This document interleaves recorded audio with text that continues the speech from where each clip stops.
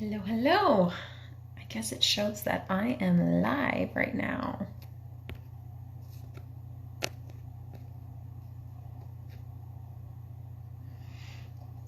Hello, hello, everybody.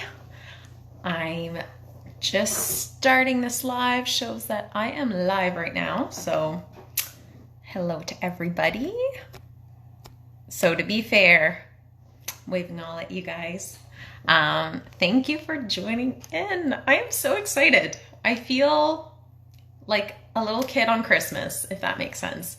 For any, any super excited or inspired rec therapists, I think you can relate right now. I just wanted a few minutes just to kind of give everybody to log on, and I just want to get familiar with this a little bit. So I'm just looking around the screen, making sure everything's good. So I'm just going to wait a little bit. And for those who don't know me, I'm Chelsea. So I started this page a little while ago. I'm a recreation therapist in New Brunswick, Canada. So hello to everybody here.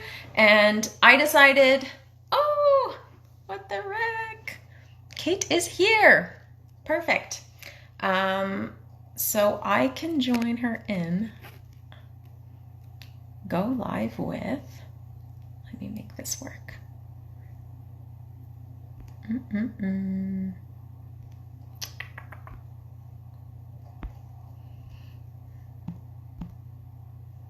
For some reason, you're not showing up on here. Aha. All right, so let's connect with Kate. Hello, hello. Hi, it's working. Yay, how are you? I'm good. How are you? I'm good. Thank you for doing this. Of course. I'm so excited. I feel like you can't even see my Me eyes. too. That's what I was saying right at first. I'm like, I feel like a little kid right now, just like on Christmas. I'm like, I am so excited. Oh, yay! That's great. I'm so Um, glad. When you asked me, I was like, oh my yeah. God, of course. Oh my God, yes. Because I think the main thing when I started this page was there was a lot of, new grads. Well, I'm a new grad, right? And everybody was just like, yeah, I'm just kind of curious what other rec therapists are out there and what do they do? And so I was like, well, might as well just ask rec therapists themselves. Right. That's so great. I think the whole series is, Yeah. is gonna be it's gonna be really informative. And I love that you're doing like one like different person each week. I think that's gonna be really fun. Yeah. Well, everybody has so much to give, and I don't think we give ourselves enough credit to how much knowledge we actually hold. So, definitely excited for this. So, I mean, Woo-hoo. I prepped some questions already, but anybody listening right now, like if you have any specific questions coming up for Kate, just go ahead and comment and we'll try to answer them as we go.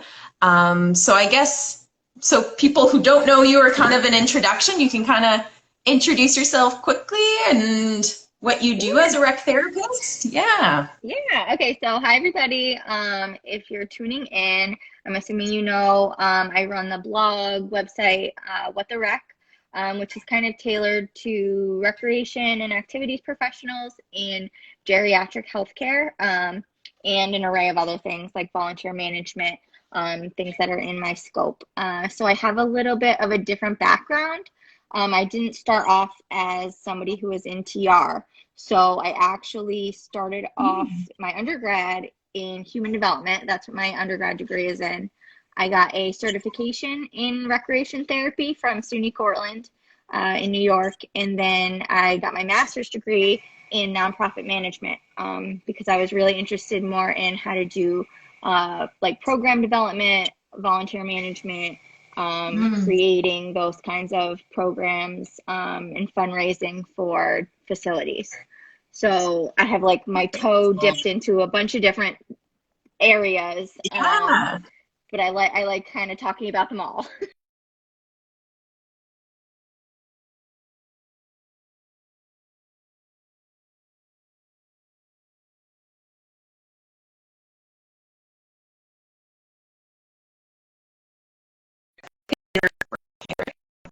I didn't know that about you actually. So that's pretty interesting. Oh, thanks. So, yeah. So right now, I know you kind of recently changed titles. So I don't know if I know you kind of shared you're happy to answer kind of geriatrics, but also like working as in hospice. Yeah. So, I mean, if people have questions in terms of older adults, but I guess we can kind of have that hospice piece because I'm personally really interested in that. My background's in long-term care as well, so I'm pretty familiar with geriatrics, but Nice. not hospice. So that's really interesting, kind of exploring that role that you're having right now. So I don't know if you want to share a little bit of what that looks like right now for you. Sure, yeah. So pre-COVID, Hmm. I had moved to Philadelphia. I got a job as a director of recreation for an adult day health center, which is basically like if grandma lived with you and you worked still, you would drop her off with me and you'd pick her up when you wanted her to come home. Which I think is a really cool concept. It's not everywhere in the United States. They don't have them in New York, which I think is kind of like an interesting. But Yeah. anyway, I think it's a really cool model and it definitely helps keep people in their homes and their communities for as long as possible. So I did that for a little over a year and a half. Then COVID happened. We got furloughed because adult day Mhm. programs in Pennsylvania were not allowed to stay open. Um, Okay. Currently, right now, they're still closed. So I ended up having to switch jobs. But I'm very thankful for that because I found like I feel like it's like the perfect job for me. It's still working obviously with older adults, Hmm. but just in a different capacity. So right now, I just started a job a couple weeks ago as a volunteer services coordinator, which basically is for people who don't know, hospice actually gets Medicaid and Medicaid funding, um, and everything that anybody gets through hospice is quote unquote free through their Okay. Medicaid benefit. And to qualify for Medicaid benefit, for hospices to qualify, 5% of their workforce needs to be through volunteers. So volunteer coordinators are one of the kind of essential people working in hospice because you can never be below that 5% or you'll get audited and money taken away and all sorts of bad things. Interesting. Um, but yeah, so it's kind of a different area, but I also think Yes. that it certainly overlaps with recreation because I am working with volunteers who right now my volunteers I'm not working with any TR students, but I would like to in the future Mm. because I definitely think that there is a need. Right now, we have interns that are from a bunch of different allied therapies. So we have a full-time music therapist on staff. We have a full-time massage therapist on staff. We also have people that come in and do Reiki and pet Oh, therapy, and I'm trying to think what else. A bunch of other holistic things. My company is very much nice. for holistic health. Um, so I definitely think that TR obviously is a part of all of that. And it's just something that Yeah, we kind of need to advocate for, especially in hospice. definitely. That's so interesting. I mean, I think, studying TR, you kind of learned that, getting to know a person like as a whole, right? So Mhm. I find that so interesting because there's so many pieces to getting to know a person. So I know Yeah. that's like huge. So is that 7 days a week? What does that look like of like providing those volunteer services in hospice? So my job is just a 40-hour a week, Monday through Friday job. But my, the intricate part of my job is recruiting the volunteers. Right. If it wasn't during COVID, I would be going and doing like events at schools and libraries and all those kinds of things, um, senior centers, and getting those volunteers. Then I have to assign the volunteers to either a nursing home, like a long-term care facility, like where you work, or their house. So some people have hospice at Right. home and some people have hospice in a facility. And we provide the exact same amount of care, regardless of where that person lives. Um, Mm. and they receive the same, amount of volunteer services if they want them. So not everybody obviously wants a volunteer. Some people think that it's overwhelming. Some people love it. Some people want their volunteer to be there every single day. Um, Mm. but we actually only allow our volunteers to volunteer 1 hour a week. Um, Okay. and they have to sign on for an entire year. So it is a commitment. It's not a crazy commitment because it's only 1 hour a week, but it is obviously emotionally burdensome, uh, you know, to kind of deal with that and see somebody that you connect with and you are close with, and then they eventually pass away. Right. So being able to kind of keep your own mental health and your own self-aware of, what you're kind of Yeah, getting into. that's so important. I think people kind of underestimate the emotional load that, let alone just volunteering outside of hospice, and Yeah. with people that are vulnerable anyways or have like complex health conditions, we kind of underestimate that, that pressure, that emotional pressure, I guess, because I'm Yeah. sure volunteers are, they're volunteering their time. So I'm assuming, they're good people and they kind of want to help constantly. Do you, out of curiosity though, is there, so for volunteers, because I'm sure there's a lot, personally, we have our own volunteer management. So I don't hold that role at all. Mm-hmm. But I know that's something that volunteers struggle with in terms of, death and, just kind of dealing with that whole process. Do you guys provide in any way anything to help volunteers cope with that? Yeah, we actually Okay. have our own bereavement team, Oh, and nice. they obviously help families of people on hospice, but they also help people on our hospice team that are dealing with grief Mhm. and loss.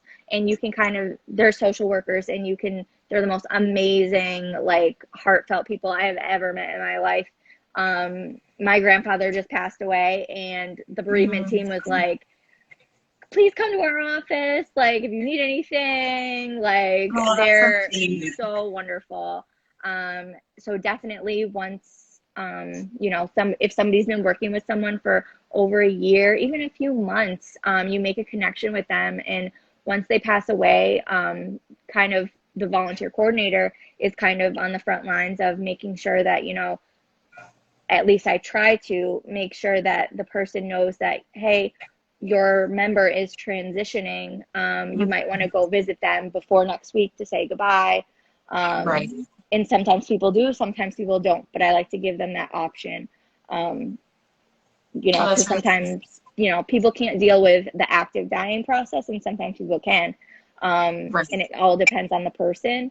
So definitely that is a kind of aspect of it. And then Mm. also, once the person passes away, making sure, they have the right supports from us. And I ask them, do you want to have a new assignment, or would you like to wait?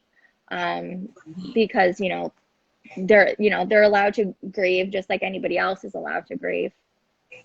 Totally. Oh, Yeah. I think that's so important for Yeah. sure. So, and I'm curious, I know this is like only a few weeks you're into this, but maybe you can touch on a little more in terms of working in geriatrics.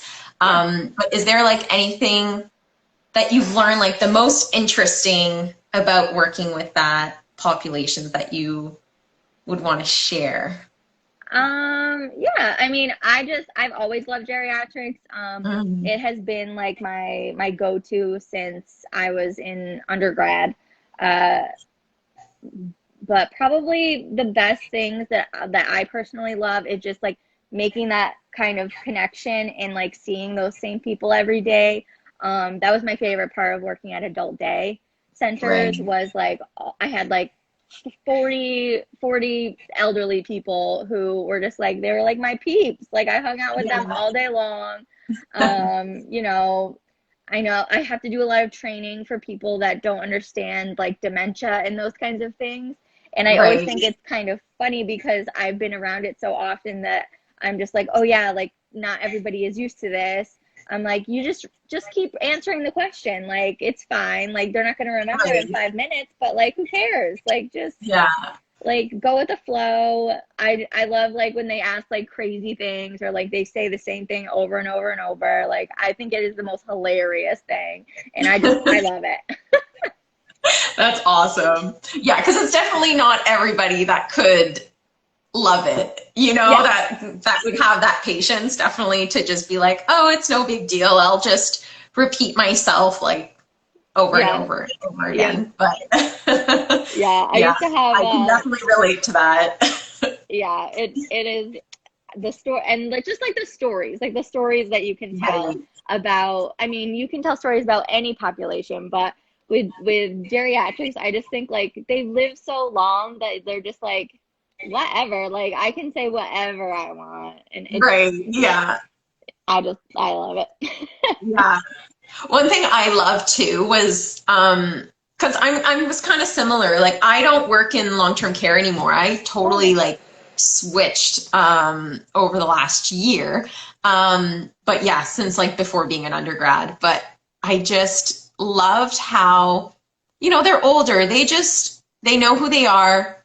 They won't put up with anything that, they're not going to. Like right. they just know what they want. And outside of even the dementia, they're just like, they just embrace who they are, Yeah. it's just like unapologetically. And I just like love that about that population because you're just like, it kind of pushes you to just do the same. You're like, Mhm.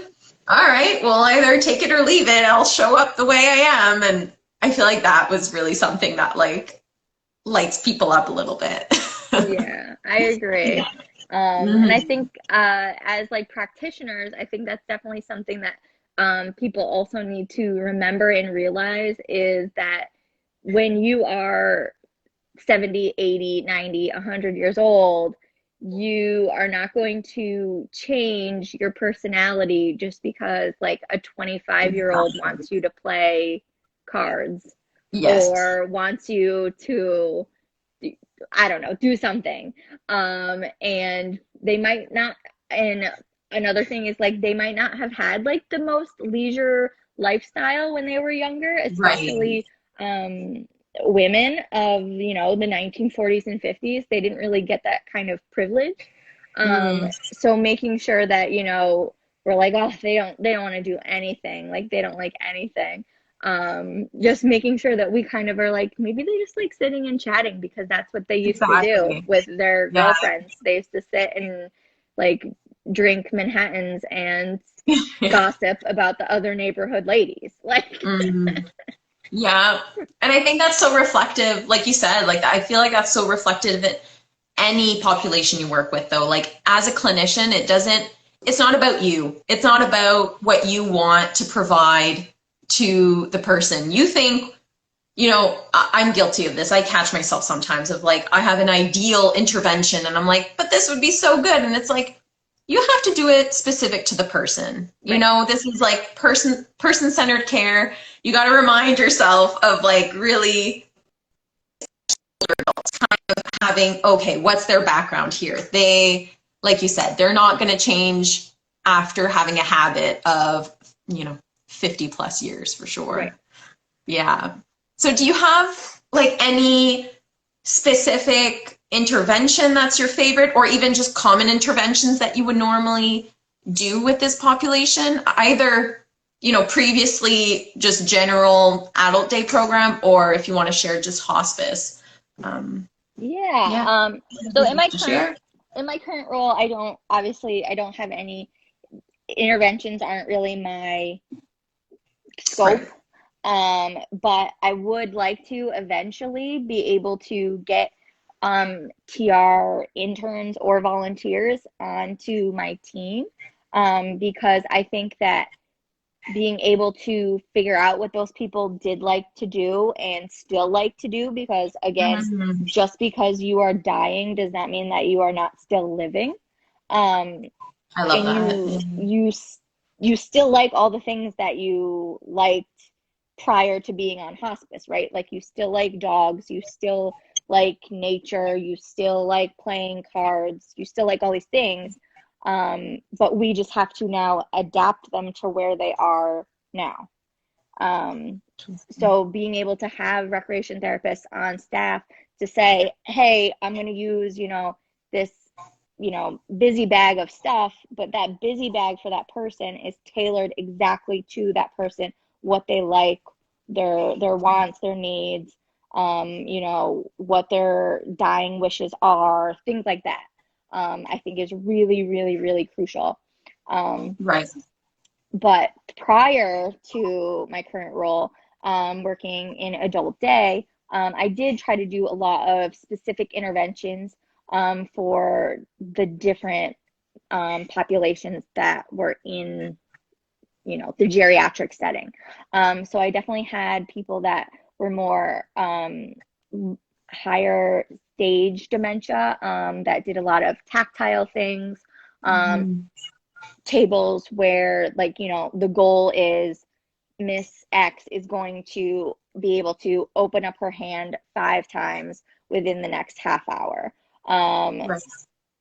or I would have, a table that is all working together on, a very, you know, simplistic puzzle.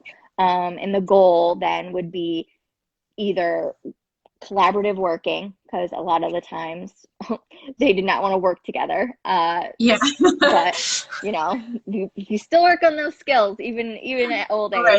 Right. So collaborating, working together, or just like simple cognitive abilities. Mhm. Whether that be putting a puzzle together, doing a word search, things like that. I definitely believe in the phrase, if you don't use it, you lose it. And even if somebody's doing Totally. it wrong, it doesn't mean that it's not helping or it's not effective.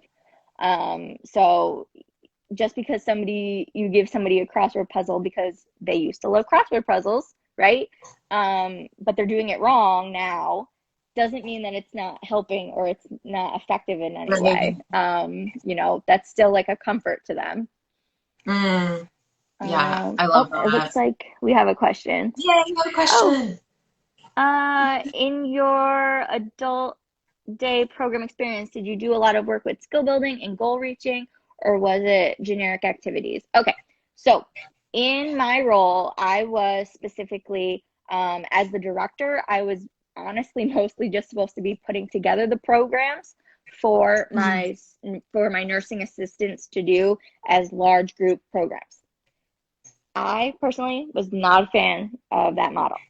So, what I did and what I took upon myself was I personally created a calendar that the CNAs did the large group activities, which are, the catch-all things, the movies, the ball toss, the parachute Right. games, those kinds of large scale things that everybody needs. Not everything needs to be a therapy, right? So you don't always have to, walking around isn't physical therapy, just like throwing a ball isn't necessarily recreational therapy. Right. So during a lot of my quote unquote free time, I would do many kind of table games or those kind of skill building, goal oriented programs. And I would have my own section in their charts where I would chart, Mhm. the goal for the day, the intervention, um, and like how it went. Um, that wasn't necessarily needed for any kind of state inspections. But I think Mhm. it was more effective than them just sitting and, twiddling their thumbs for Yeah. most of the day. Um, so kind of just being able to take your job and make it, even if it's not specifically TR, how it's supposed to be, because a lot of the times the jobs that we Mhm. take aren't necessarily clinically TR based, right? So a lot of the times we are ending up doing just like activities, um, Right. potentially making it so at some point in your day, making it kind of a priority to do an intervention anyway. So, getting a group of ladies that all like to knit, Yeah. or, getting a group of older men who all need, I don't know, socialization, because a lot of older men don't even socialize, even when they go to Right. these adult day programs. Hmm. So being able to create those kind of opportunities and then write about it, so are they improving? Like, is this program that they're even coming to making a difference? Most of the time, yeah, it is, because they're out of their house and they're socializing with others and they're getting a meal that they might have not normally gotten during the day. But going that kind of step further and making sure that, you're making it meaningful, more meaningful than Yeah. maybe it was intended to be. Oh, I love that so much because I feel like that's how you differentiate. That's how you make recreation therapy stand out, right? And have that being noticed. Because I Right. think that's such a good point where unfortunately people kind of tend to get caught up in that idea of, especially long-term care, people end up having 600 beds to create activities for. Definitely Yeah. that's like it's not possible to do one-on-one interventions. Completely Right. get that. But I think it's so important to kind of, like you said, stand out that recreation activity in terms of just ball tossing. And then that recreation therapy intervention is totally different. Right. Because I think, unfortunately, it's easy to get, mixed up in that day to day of losing that therapy piece. But I love that you kind of added that yourself without even that being a requirement. I feel like that's a true rec therapist there. So I love that. I love that so much. Yeah. Yeah. It's Yeah. kind of just like making sure that and especially in long-term care, because I know that it can be hard when people are, in the recreation department, but it's not therapeutic recreation department, right? So you're running the activities that are under CMS guidelines, which is completely different than what we were actively trained in school to do. In Right. making sure that you kind of understand, like, both have their purpose, right? So again, not every single thing, even if it's leisure, is therapeutic recreation. Movies And that's are okay too. obviously, Right? if it doesn't have a goal and there's no end game, then it's not therapeutic recreation if there's no goal. But if the goal is just have fun, you're doing this, you're doing that, cool, that's awesome, because we all do those things. Like, every Yep. time I play cards, I'm not saying, oh, I wonder what the goal is. Like, I'm just having fun. Yeah. Yeah. So making sure that, kind of, especially if you're in TR and you work in long-term care or in geriatrics, you are seeing the necessity of both. Right. And I definitely think that if anybody that's watching or will watch this later sees, if you work in long-term care, especially, being able to work with your PT and OT, and then potentially finding them giving you the clients that will eventually end. So all of their Mhm. hours end, and then they're stuck in their rooms and they have nothing to do, when usually at 2 o'clock they would have physical therapy. That's when you can potentially, in your schedule, if you can make it happen, go in and do something to help them with their stroke arm, that maybe it would have, the physical therapy or whatever it was would have ended. So you can kind of fill in the gaps, even if your facility isn't getting, Medicaid paid for you to do so. So Right. you're still doing your catch-all programs and those, one-on-one or small group interventions that might have Mhm. more meaning for you to do your job more effectively. Because if you feel more effective and useful in your job, you're going to like it more than, just being Totally. like, oh, like, I have to, run bingo again and I Yeah. hate this and blah, blah, blah. So, Yeah. Because at the end of the day, it's a job, right? Like a lot of times, what kind of stood out for me was, okay, this isn't my leisure. right, Like this isn't things that I should be enjoying. Like this is right. not about me. So it's yeah, definitely. I think there was one question. Also, yeah, so people, like I said, I have my own questions, but feel free to pop in your own questions for whoever's watching right Yeah, now. everybody can Um, ask whatever. I was planning on doing half an hour, but it's already close to that time. So I don't know if you want to keep doing questions a little bit. And Yeah, that's fine. yeah, let's It go. looks like Laura, I think that's your name. I love that. How many clients do you guys have on average per day? So Hmm. I no longer work an adult day, but on average, we had roughly, I would say, low end would be 18, high end would be about 35. And it depended just on the day and what people's Hmm. schedules were. It was literally just one giant room with 8 tables. So everybody kind of it was like a cliquey little gang of elderly people. They all had their own I love table. They that. all had their own specific places where they wanted to sit. If somebody moved tables, if somebody came and said hi to them that wasn't part of their table, like it was a whole drama situation, um, Right. which was a whole thing of itself. Um, Yeah. but Uh, yeah, that was a if you ever get a chance to work an adult or anybody has any questions again about like working an adult day, I definitely think it's a great experience, and definitely something that should be talked about more, instead of transitioning directly into long-term care, just keeping your right. loved ones in their homes and communities for as long as possible. Yeah.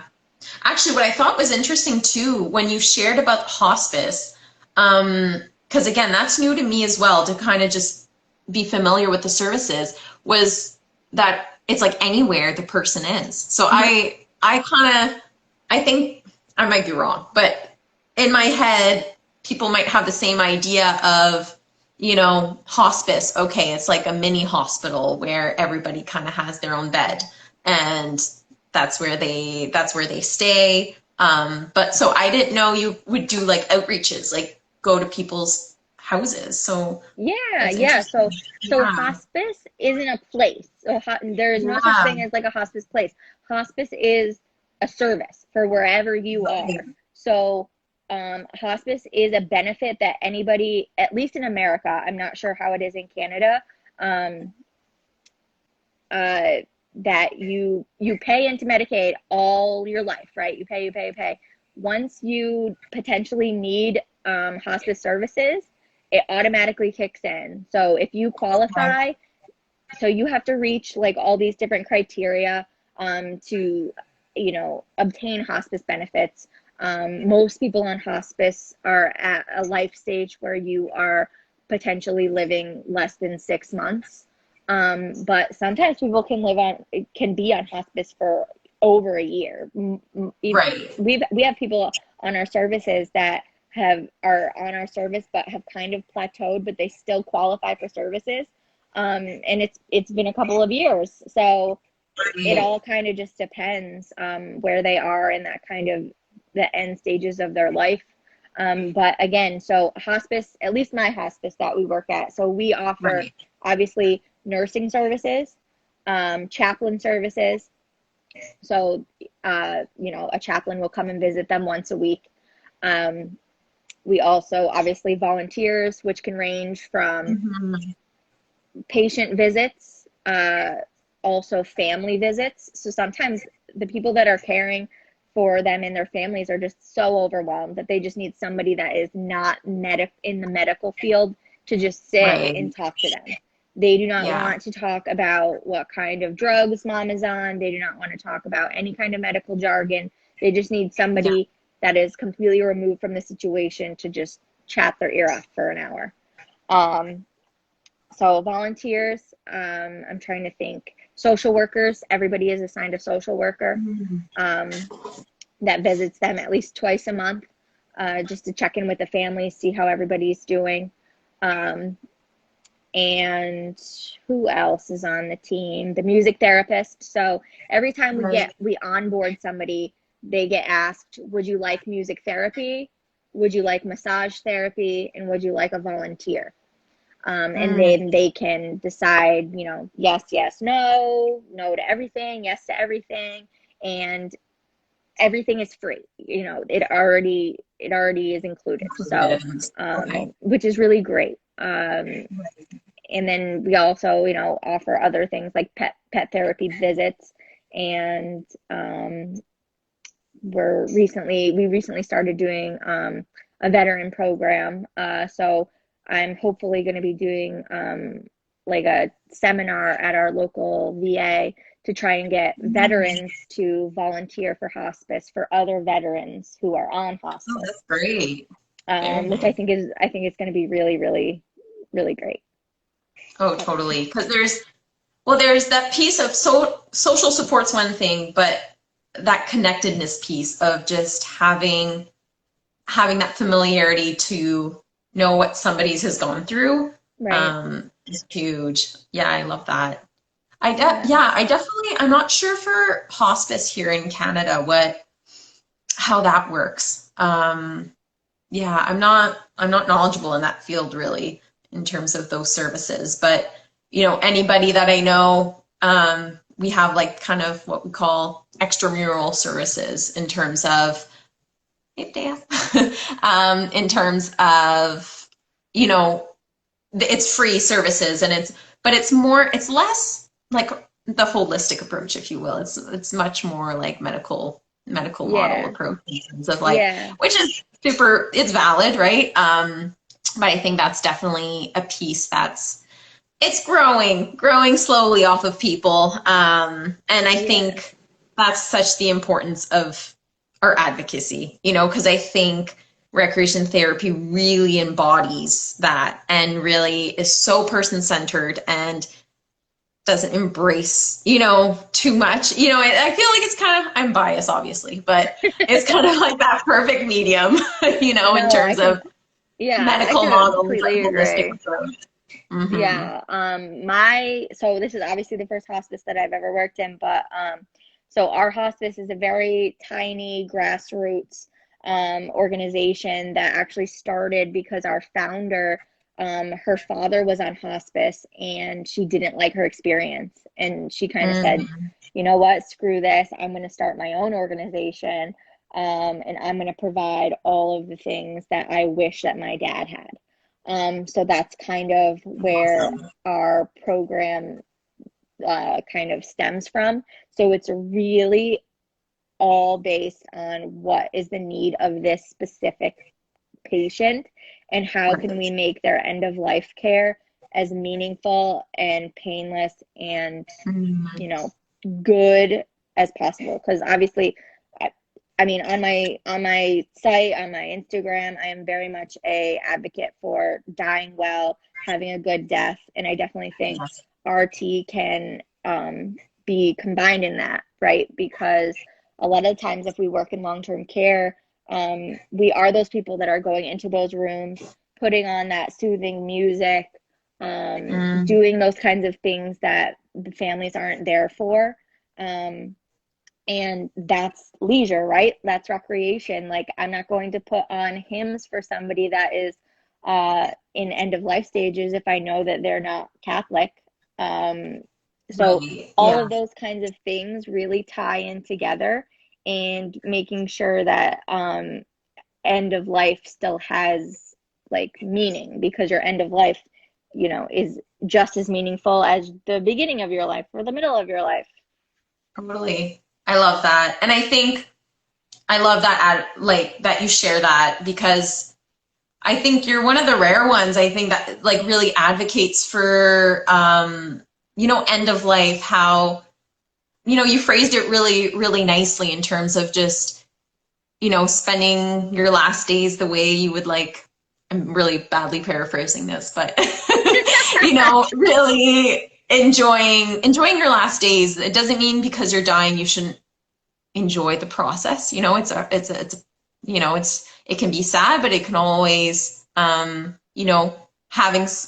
like a team like yours is definitely helpful along the whole way through for sure. Yeah. But I love that perspective because I think there's such a negative connotation on like death and dying is Hmm. just kind of like scary.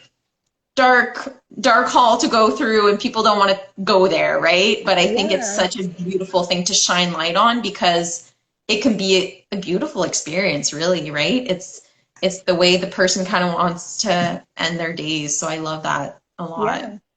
Yeah. Yep.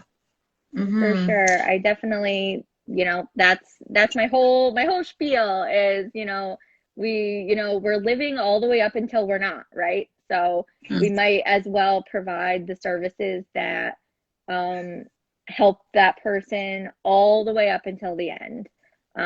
Whether that be having a dog right by their side as they're transitioning, whether that be, somebody playing music as they're transitioning, Right. reading a story, literally anything. So like think about like what are your favorite things? Like Mm, you will want those things when you are ending your life, right? Because those are the things that make you happy. And yeah. recreation therapists are the ones that can provide those things and know the Hmm. meaning behind those things. So Right. definitely, I just, Yeah. I really like it. I love the allied, kind of therapies and, coming together Totally. and making sure people have their best end of life experiences as possible, and especially for their families as well. Yeah. No, I definitely agree with that. I really have like a couple of questions I really want to ask you a little more Yeah, if you have the time. of Um, course. so, so I had this really good question asked because I kind of when I posted what questions people wanted to ask, I had a researcher ask, which was super interesting. So, which we need more research in our field. Yeah. So in terms of just if someone could conduct a research that could benefit your practice, what would that research be? I love that Ooh, that's a question. good question. Um, That's I awesome. guess I would probably, because obviously we are in the holistic health field, which is not necessarily anti-medicine, but I would like to see potentially research showing how holistic therapies aid in end of life care.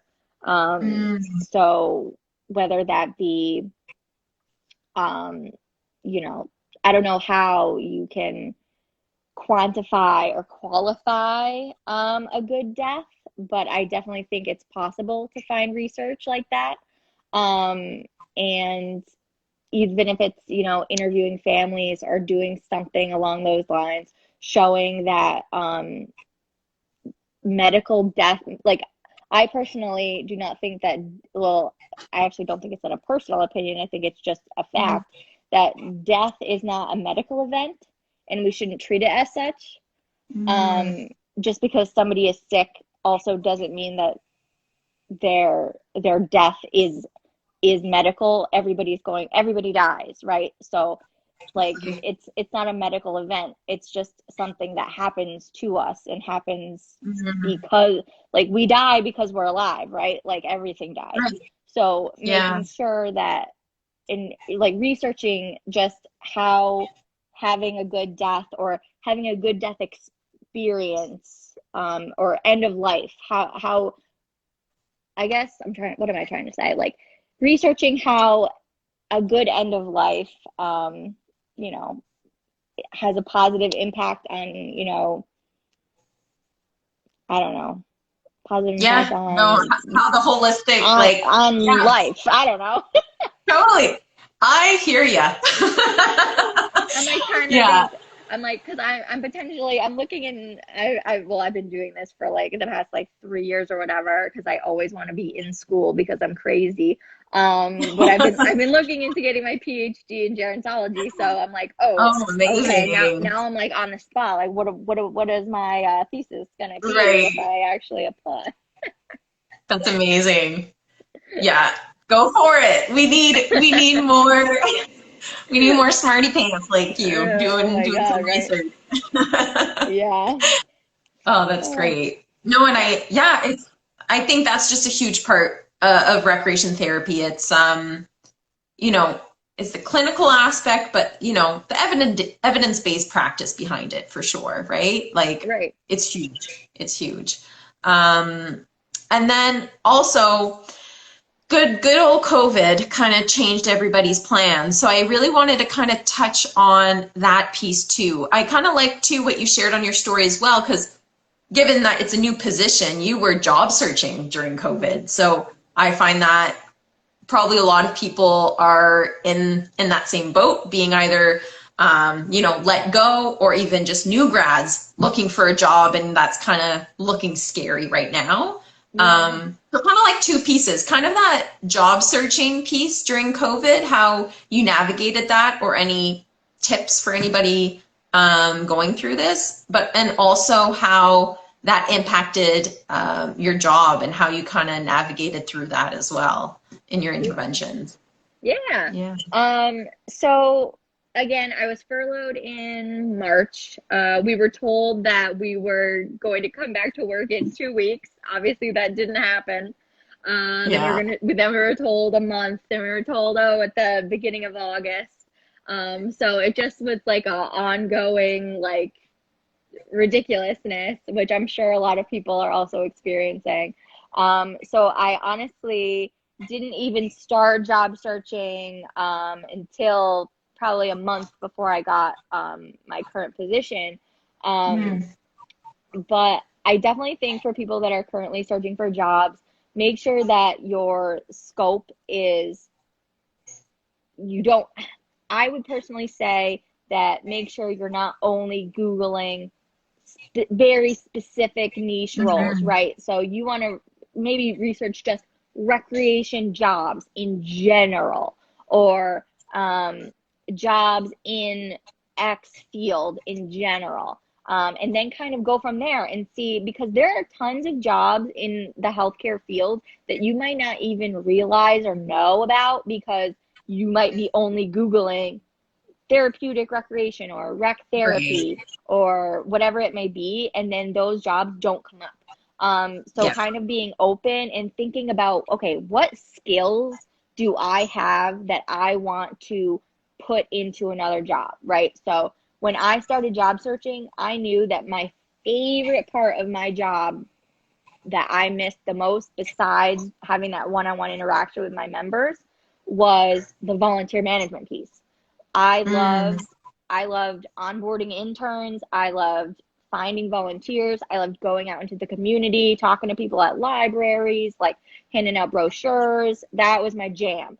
So I was like, you know what? Mm. I'm going to look up things that are like that. So I looked up volunteer management positions, things that were more tailored to program development. So not everything in TR and in healthcare needs to be clinician based if that isn't something that, you're necessarily drawn to. Right. So you don't, you know, you can be a clinician, and that's awesome. You can also do something that's more on the program development side, where you're creating programs but you're not the one implementing them. And you Right. just kind of have to decide what are the skills that I have that I can give to an employer that, you know outshines a lot of the other skills that I have. So, Mm. what can you talk to about yourself that you excel above and beyond? And maybe pick 2 to 3 of those things, and then really hone in on, okay, these are the skills that I have, these are the skills that I love to do, and then really just explain to people why you love to do it. Mm. So when you're doing those interviews, and a lot of them now are over Skype, which is, you don't get to be like right up in, somebody's face being like, hey, how about you? Blah, blah, blah. Which is me. Yeah. Literally all the interviews I went on, quote unquote. Yeah. My husband was like listening from like the living room, and he would be like, are you like Princess Bubblegum? Like, what is going on? Like, you're so like happy go lucky. That is not your personality. And I'm like, Right. it is now. You're like, I gotta send somewhat of an energy through this screen. Like, Right. So, yeah, yeah. that's kind of my advice, is making sure that you I love pick that. a few like things that you're really passionate about. So like things that you know that you need in a job that will make you happy. So if Right. doing client things, being a clinician, being in the trenches with all the people every day, all the time is what makes you happy, apply for those jobs. If it Yeah. doesn't, then don't apply for those jobs, because then you're going to Hmm. potentially, you'll get offered the job. You'll say, oh, phew, I got a job. You take it, and then you're going to be miserable looking for another job anyway. So Totally. making sure that you're waiting for, the things that, spark joy, that also, have those things that you excel in, I think is Yeah. really important. Totally. I do want to add on that piece actually, because before I graduated, obviously the focus was on people looking for jobs and everything. And a resource we often underestimate is librarians. Mm-hmm. So their job is like, well, it's much more, but they're like research gurus, like Yeah. finding the right keywords and, researching in that aspect. So I remember using a librarian at school, and like even just public libraries right now, just being like, okay, what are keywords I can look for? Because Yeah. oftentimes we might block, but the resources are out there, right? So it's just finding those people that can help you, and they can give you a 50 word list of just like keywords you can actually use. So Right. like the resources are out there, so it's not to stop what only happens in our head, right? Right. But Yeah. yeah. That's really good advice too. Hmm. Um, but yeah, and then just obviously again, like reaching out to people in the field. Like this is the most Yes. inclusive, friendly, Yes. like whatever field that I think probably exists, especially in it, maybe not as like chummy and cute as like maybe librarians are, because like I just probably librarians are really like cool and chummy with each other, but Okay. like recreation therapists, like as a whole, like we are always like chatting each other up, like doing stuff like this. Totally. um Reaching out to people saying, hey, like how do you write a cover letter, or what did you put in your resume that like people talk about, or Yeah. things like that. Like literally, if anybody's watching this, like they can hit me up in my DMs. I can go over like what things I highlight, like what things I Hmm. leave out, like what Yeah. kind of bullet points that people look for, in management kind of roles, if that's something that you're Hmm. looking to get into. Because a management style resume is different than a clinician style resume. Yeah. And being able to highlight those differences is definitely key. Totally. I totally agree on that. And I think even for me, that was a fear for me to overcome. Like even just those Facebook groups. Like I joined, I don't know, all the Facebook groups that exist on Facebook, I joined. And, because we rely on us a little too much sometimes. We expect to have all the answers, but it's like, screw that fear. People aren't judging you as much as you think they are, right? Right. So it's really just asking. Yeah. Totally But agree. yeah, oh my God, the time's going by so fast. I'm sorry for people thinking if this was only going to be a half hour, but Oh the well. knowledge is yours. Um, what was I gonna say? Oh, I don't know when you started, but after an hour, it automatically shuts off. So I don't know. Oh, good to know. All right. Hopefully I can save that. Yeah,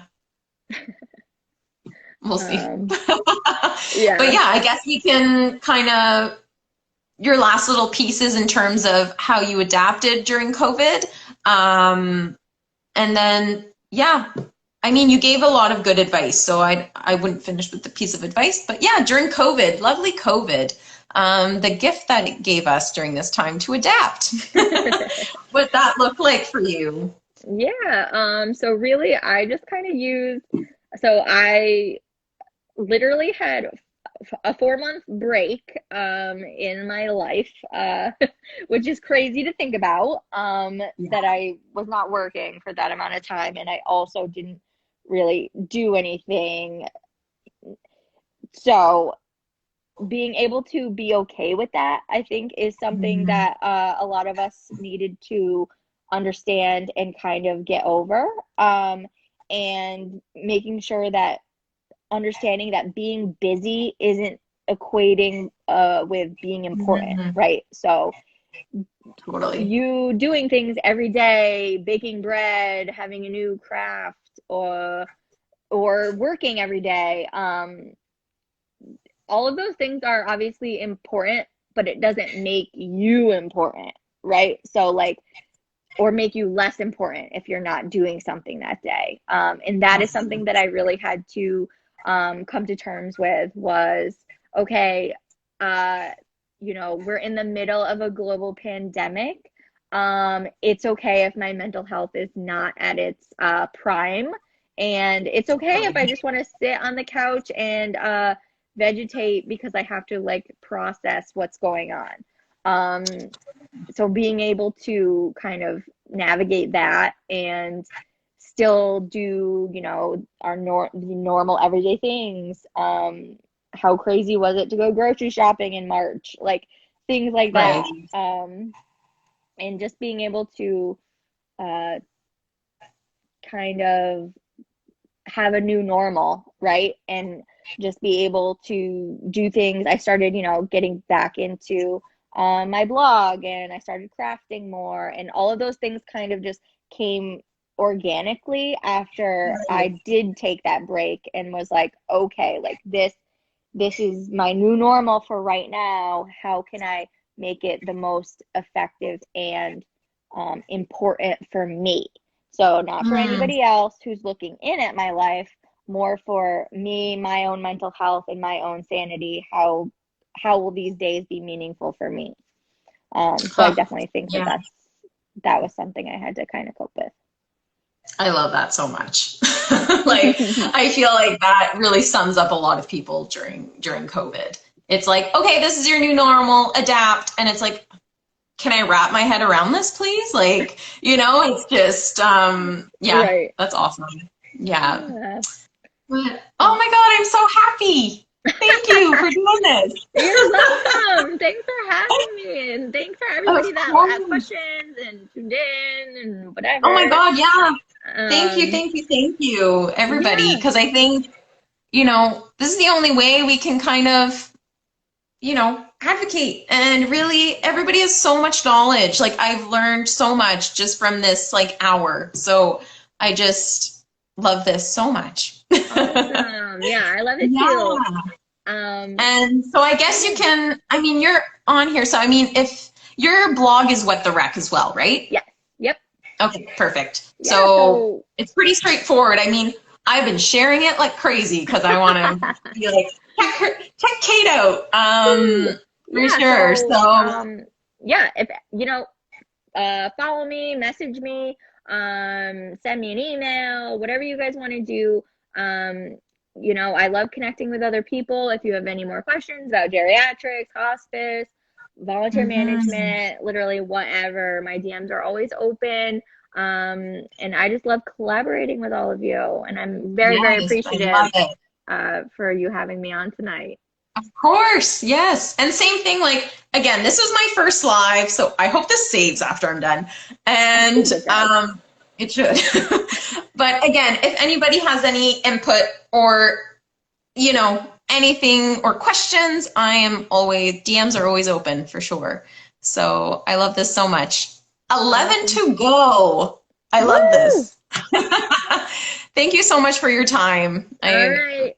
Bye. Bye, love it. everybody. Bye, everybody.